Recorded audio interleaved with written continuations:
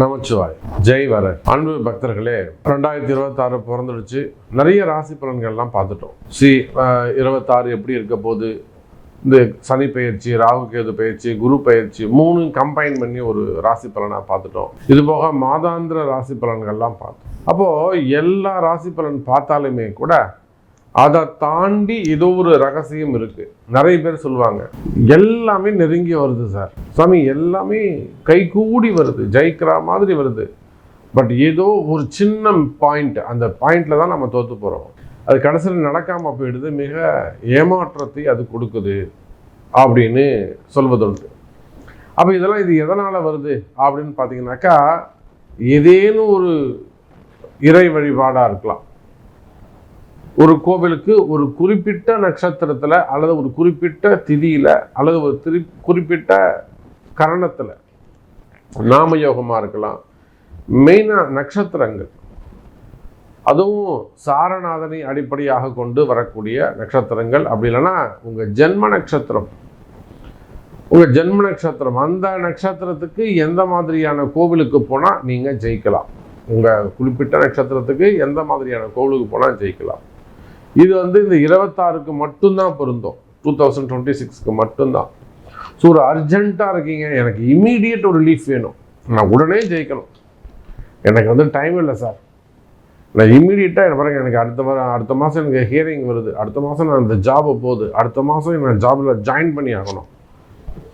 So ஒரு அர்ஜென்ட்டில் இருக்கீங்க, நான் பொண்ணுக்கு கல்யாணம் பண்ணி ஆகணும், பையனை படிக்க வச்சே ஆகணும், பசங்களை படிக்க வைக்கணும், கமிட்மெண்ட் இருக்குது. இப்போ ஏதோ ஒரு அர்ஜென்சி, இல்லைன்னா எனக்கு இம்மீடியட் என் மனைவி வந்தே ஆகணும், ஃபேமிலி ஒன்று சேரணும், அல்லது ஹெல்த் இஷ்யூஸ் இருக்குது, ஒரு பிளாக் மேஜிக் இருக்குது, ப்ராப்ளம் தாங்க முடியல, ஏதோ சம்திங் தாங்க. அன்றைக்கெல்லாம் ஒரு அம்மா ஃபோன் பண்ணுறாங்க, சார் நான் ஒரு கோவிலுக்கு போயிருந்தேன், இந்த மாதிரி கோவிலுக்கு போகும்போது அங்கே ஒருத்தர் சொல்கிறாங்க, யாரோ ஒரு சாம்பல் எட்டுன்னு உங்கள் வீட்டில் தளிச்சு விட்டுட்டாங்க, அந்த மாதிரி அந்த துஷ்ட சக்தி மாதிரியான ஒரு சாம்பல் நம்ம வீட்டில் இருக்கான் சார், என்ன பண்ணணும், நாங்கள் என்ன மாதிரியான வழிபாடு செய்யணும்னு கேட்குறாங்க. அப்போது நேரங்காலம் ஒருத்தருக்கு சரியில்லை அப்படின்னாக்கா அவங்களுக்கு எல்லா பயமும் தொற்றிக்கொள்ளும், பார்க்குறதெல்லாம் அவங்களுக்கு பயமாக தான் இருக்கும். இதனால தான் இது நடந்ததோ நம்புகிற மாதிரியே இருக்கும். அப்போ இவ்வளோ கஷ்டங்கள், உடல்நிலை ஆரோக்கியமாக இருக்கலாம், குடும்ப கஷ்டமாக இருக்கலாம், அடுத்தடுத்து பிளாக் ஆகிட்டே வருது, ஒன்று பிளாக் ஆகிட்டே வரும். ஒரு வருமானமாக சில பேர் இன்வெஸ்ட் பண்ணுவாங்க, இன்வெஸ்ட் பண்ணதில் நம்பிக்கையோடு பண்ணுவாங்க, ட்ரேடிங்கில் போடுவாங்க, ஷேர் மார்க்கெட்டில் போடுவாங்க, ஜுவல்லில் போடுவாங்க, கோல்டில் போடுவாங்க, சில்வரில் போடுவாங்க. இவங்க போடுற நேரம் போய் லாக் ஆகிடும், இல்லை ரேட் குறைஞ்சிரும். அப்போ உலகத்துக்கெல்லாம் நேரம் நல்லா இருக்குது, குறிப்பிட்ட நமக்கு மட்டும் ஏன் இந்த கஷ்டம், எனக்கு மட்டும் ஏன் இந்த கஷ்டம்? அப்போ உங்களுக்கு உங்கள் கஷ்டம் நீங்க வேண்டுமா? ஒரு சில ரகசியங்களை சொல்கிறேன். குறிப்பிட்ட உங்க நட்சத்திரம், உங்க பிறப்பு நட்சத்திரம் எதுவோ, உங்க பிறப்பு நட்சத்திரத்தை அடிப்படையாக கொண்டு யாரோட நீங்க சேரலாம், யாரெல்லாம் உங்களுக்கு ஃப்ரெண்டா இருப்பாங்க, யாரெல்லாம் உங்களுக்கு எனிமியா இருப்பாங்க, அல்லது ஆண்கள் எப்படி இருப்பாங்க, பெண்கள் எப்படி இருப்பாங்க, அதே போல் யாரோட நீங்கள் அதிகமாக ஃபேவரபுளாக பழகலாம், நம்பலாம், இல்லை நம்பலாமா நம்பக்கூடாதா, இது போன்ற ரகசியங்களை ஒரு நட்சத்திரத்துக்கும் சொல்ல போகிறோம். அதே போல் நீங்கள் வணங்க வேண்டிய தெய்வம், இந்த வருஷம் நீங்கள் எந்த கோவிலுக்கு போகணும், எந்த நட்சத்திரத்தில் போகணும், அதே போல் அங்கே போய் என்ன செய்யணும், இதையெல்லாம் தான் நம்ம இந்த பதிவில் பார்க்க போகிறோம். குறிப்பாக நீங்கள் எந்த கோவிலுக்கு போனாலும் சரி, பரிகாரம் ஒன்று தான். எந்த கோவிலுக்கு போனாலும் அந்த முடிஞ்சால் அந்த கோவிலில் சாமிக்கு ஒரு அபிஷேகம் பண்ணுங்க, சகஸ்ரநாம அர்ச்சனைன்னு சொல்லுங்கள். அந்த கோவிலில் சகஸ்ரநாமம் உங்களுக்கு தேவைன்னா நீங்கள் வேர்ல்டு வைடு உலகம் முழுவதும் நீங்கள் எங்கே இருந்தாலும் சரி தான், உங்களுக்கு அந்த அர்ச்சனை அபிஷேகம் நம்ம சார்பில் உங்களுக்கு செய்து தரப்படும். கீழே உள்ள நம்பரை தொடர்பு கொள்ளுங்க. தேவை இருந்தாலும் எங்களுக்கே தெரியும், நாங்களே பார்த்துக்கிறோம்னா தாராளமாக செய்யுங்க. உங்களுக்கு உதவி வேண்டுமெனில் இன்னும் நம்மளுடைய கிளைண்ட்ஸுக்காக, பக்தர்களுக்காக அந்த அபிஷேகம், சகஸ்ரநாமம், அந்த பரிகாரம் செஞ்சு கொடுக்குறோம், ஃபோட்டோவும் உங்களுக்கு அனுப்பி வைக்கிறோம். அப்போது எந்த கோவிலுக்கு போனாலும் பரிகாரம்னு எடுத்துக்கிட்டிங்கன்னா இந்த நட்சத்திர பரிகாரம் இதுதான். எந்த கோவில் உங்களுக்கு விழுதோ அந்த கோவிலுக்கு குறிப்பிட்ட நட்சத்திரத்தில் நீங்கள் போகணும். அங்கே போயிட்டு சாமிக்கு ஒரு அபிஷேகம் பண்ணி 27 தீபம் ஏற்றி, அது எந்த எண்ணெய் அப்படிங்கிறது ஒரு நட்சத்திரத்துக்கு உள்ளே சொல்லுவேன், எந்த 27 தீபம் ஏற்றி ஒரு அபிஷேகம் செய்து சகஸ்ரநாம அர்ச்சனை செய்து 27 முறை வலம் வந்து நமஸ்கரித்து ஒரு அன்னதானம் பண்ணிட்டு வரணும். இதை செஞ்சீங்கன்னாக்கா மேபி நீங்கள் சொல்லக்கூடிய அந்த 1% தடைகள் விலகலாம். முயற்சி பண்ணி பாருங்கள். உங்கள் நட்சத்திரம் என்னங்கிறத பார்க்கலாம் பாருங்கள். விசாகம். விசாக நட்சத்திரம். விசாக நட்சத்திரம் என்பது குருவுடைய நட்சத்திரம். இந்த குருவுக்கு 3 நட்சத்திரம்: புனர்பூசம், விசாகம், பூரட்டாதி. இந்த புனர்பூசத்துக்கும் பூரட்டாதிக்கும் இல்லாத ஒரு மிகப்பெரிய ஒரு யோகம் என்னன்னு கேட்டீங்கன்னாக்கா, ஒரு அதிர்ஷ்டம் என்னன்னு கேட்டால் விசாகத்துக்கு உண்டு. இந்த விசாகத்துல தான் முருகப்பெருமானுடைய அவதாரம் நடந்தது. சுவாமி மலை அப்பனுக்கே பாடம் சொன்ன சுப்பையா அந்த ஓம்கார பிரணவ மந்திரத்துடைய தத்துவத்தை முருகப்பெருமான் யாருக்கெல்லாம் எடுத்து சொல்றாருங்க? பிரம்மனுக்கு எடுத்து உரைக்கிறார். அதுக்கப்புறம் தந்தையாகிய சிவபெருமானுக்கு எடுத்து. இதெல்லாம் விசாக நட்சத்திரத்துக்கு உரியது. அப்போ இயற்கையாகவே விசாக நட்சத்திரம் பார்த்தீங்கன்னா நிறைய அட்வொகேட்ஸ், வக்கீல்கள், அவங்களாம் நம்ம அட்வொகேட்ஸ் நிறைய நம்ம விசாக நட்சத்திரத்தில் பார்க்கலாம்.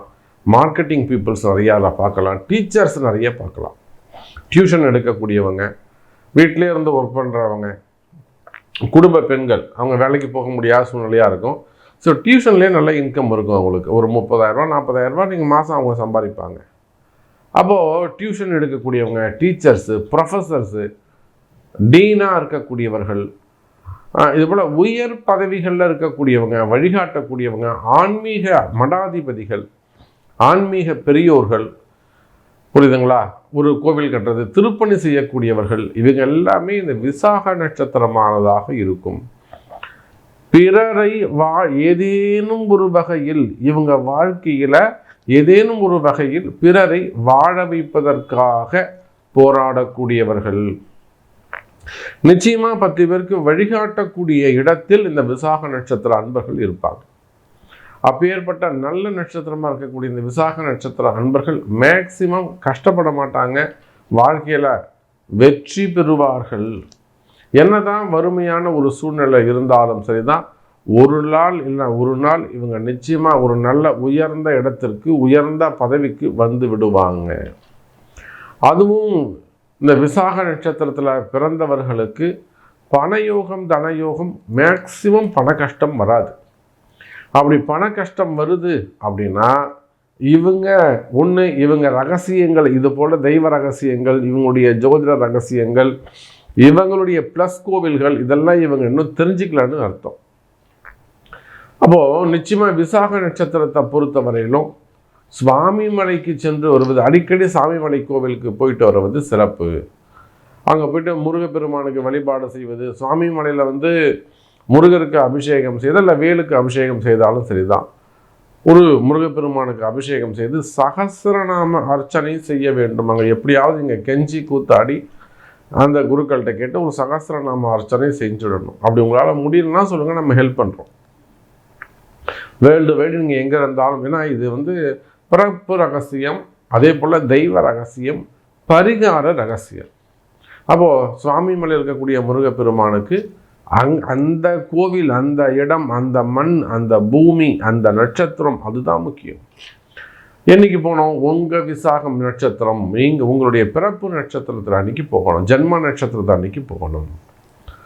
அப்புறம் அங்கே போய் சகஸ்ரநாமம் செய்து அதன் பிறகு தேனும் தினைமாவும் கலந்து பிரசாதமாக எல்லாருக்கும் கொடுக்கும். தேனும் தினைமாவும் கலந்து, அதில் ஏலக்காய், முந்திரி, திராட்சை இதெல்லாம் நிறைய கலந்துக்கோங்க, மிக்ஸ் பண்ணிக்கோங்க. ஒரு வேர்க்கடலை, இது எல்லாமே ஒரு கிரகத்தை குறிக்கும். இப்போ சாதாரணமாக ஒரு எலுமிச்சை மழை சாதம் போட்டால் கூட அதில் எண்ணெயும் கடுகும் போட்டிங்கன்னா அது சனியுடைய காரகத்துவம், கருவேப்பிலை கொத்தமல்லி போட்டிங்கன்னா அது புதனுடைய காரகத்துவம், உளுந்து போட்டிங்கன்னா அது ராகுவுடு தாளிப்புக்கு உளுந்து போடுறாங்கல்ல, கடலைப்பருப்பு போட்டால் செவ்வாய். இப்படி அந்த பருப்பு தானியங்களில் கூட, கலவையில் கூட உங்களுக்கு கிரக காரகத்துவம், நவகிரகம் உட்காந்துக்கும். அவர் சுவாமி மலையில் தேனும் தினைமாவும் கலந்து அதில் வந்து ஒரு வேர்க்கடலை, ஒரு முந்திரி, திராட்சை இதெல்லாம் கலந்து நீங்கள் வந்து ஒரு 200 பேருக்கு 300 பேருக்கு ஒரு தொன்னையில் போட்டு கொடுப்பீர்களே ஆனால், அது கூட ஒரு பானகம் கலந்து கொடுப்பீர்களே ஆனால் நல்ல பரிகாரமாக உங்களுக்கு அது அமையும், நல்லா ஆக்டிவேட் ஆகும். நிறைய நடக்காத சில அரிய பல விஷயங்கள் கூட கைகூடி வந்துடும். ஜெயிக்கிறதுக்கான வாய்ப்புகள் கிடைக்கும். மெயினாக ஜாப் ரிலேட்டடாக வரக்கூடிய ப்ராப்ளம் இது எல்லாமே சார்ட் அவுட் ஆகும். ஸோ வேர்ல்டு வைடு நீங்கள் எங்கே இருந்தாலும் சரி தான், இதில் உங்களுக்கு என்ன ஹெல்ப் வேண்டுமோ கேளுங்க, நிச்சயமாக சப்போர்ட் பண்ணுறோம். வாழ்த்துக்கள்.